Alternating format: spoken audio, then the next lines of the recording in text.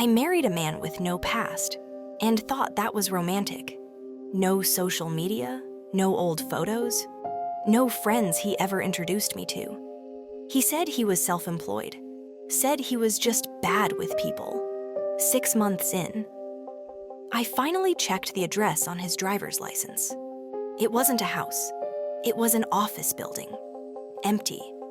Windows blacked out, like someone erased it on purpose. Inside, on one wall, they forgot one thing. A framed photo. My husband, standing on a corporate stage, under a name I'd never heard.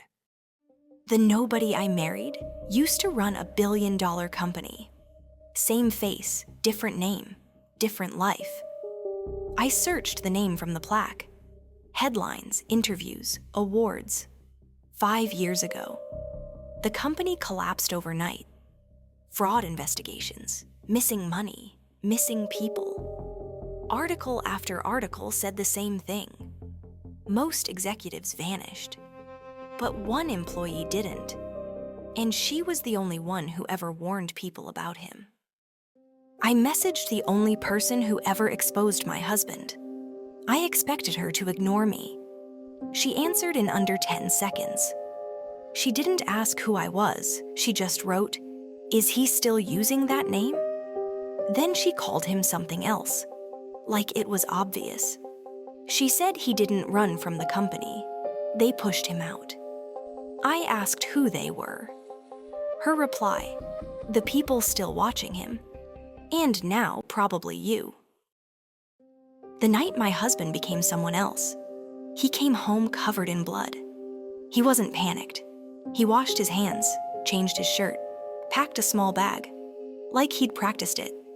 No explanation, no apology, just one sentence. "If anyone asks, I've always been me." Later, I found a document hidden on his old laptop. 2 options, federal protection or prison. But the signature wasn't his. At the bottom, someone added a 3rd word, disappear. The car across the street hasn't moved in 3 days.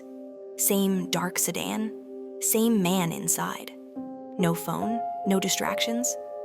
Every time I look, he adjusts his mirror so I know he sees me. My husband notices my hands shaking. He doesn't ask what I saw. He asks, "How long has he been there?" I say, 3 days. He smiles. "They didn't come for me," he says. "They came for you." My phone lit up from a blocked number. 2 words. Nice house. I froze. My husband didn't look surprised. He took my phone, stared at the screen, and whispered, "They're early." I asked, "Who are they?" He finally said it. "The people who bought my old life." Then another message came in. "Come outside, alone." We left the house at dawn. 1 car followed, then 2. A police cruiser pulled us over, lights flashing. The officer walked up, no badge number, no name tag. He leaned into my window and said, "Ma'am, step out." My husband grabbed my wrist, quietly, like a warning. That's not police. The fake cop didn't look at my husband. He looked at me. He spoke soft, like we were old friends. "You're the wife, right?" I couldn't breathe. My husband's jaw tightened. The cop smiled. "Tell him the deal changed." Then he slipped something into my hand, a tiny USB drive. "Watch it," he said. "If you want to live." We got home and locked every door. I held the USB like it was poison. My husband begged me not to plug it in. He didn't yell.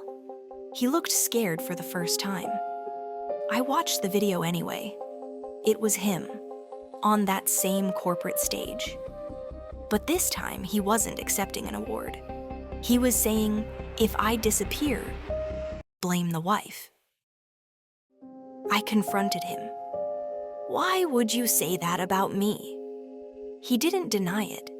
He sat down, hands shaking, and said, "Because I thought I'd be dead by now. You were never supposed to be here for this." He looked me in the eyes, finally, and said, "I didn't marry you for love at first." Then he added, "I married you because you were my only way out." I called the whistleblower again. She answered like she'd been waiting. She said, "You're in the middle of something old." He didn't steal money. He stole names. I asked what that meant. She whispered, "Your husband used to erase people and rebuild them." Then she said the line that broke me. And now, they're rebuilding him. My husband took me to a motel outside town.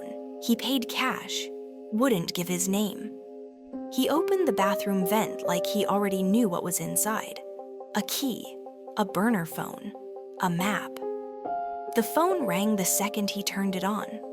A voice said, "We've been protecting you." With a slight pause, then they said, "But your wife isn't cleared." The voice on the burner phone gave us a choice. Bring the USB, bring the wife, and we make you both disappear. My husband asked, "Or what?" The voice didn't hesitate. "Or we release the real footage." I said, "Real footage of what?" And my husband answered, "Of what I did." In the motel mirror, he finally said it. "My name isn't what you think." He told me his real name, and it hit me like ice. I'd seen it before. On the old laptop document, the signature line. The one he said wasn't his. It was, and below it in different ink, one word: approved. We checked out at sunrise. A car was waiting across the lot. A woman stepped out. Clean suit, calm smile. She waved like family. She said to my husband, "You're late." Then she looked at me. "And you shouldn't know any of this." She held up a badge. Not police, federal. The federal woman sat across from me like this was an interview. She slid a folder to me. Inside were photos of me. From before I met my husband. She said, "You were selected. Your life was clean. Your name was believable." Then she smiled. "You made the perfect cover." My husband tried to stand up. Two men blocked the door. The federal woman said, "This isn't about punishment. It's about containment." She pointed at the USB. "That file is a weapon." Then she dropped the real bomb. "Someone is impersonating you again." My husband whispered, "That's impossible." She answered, "Then explain why we arrested you yesterday." I thought she was lying. She turned her tablet toward me. Security footage.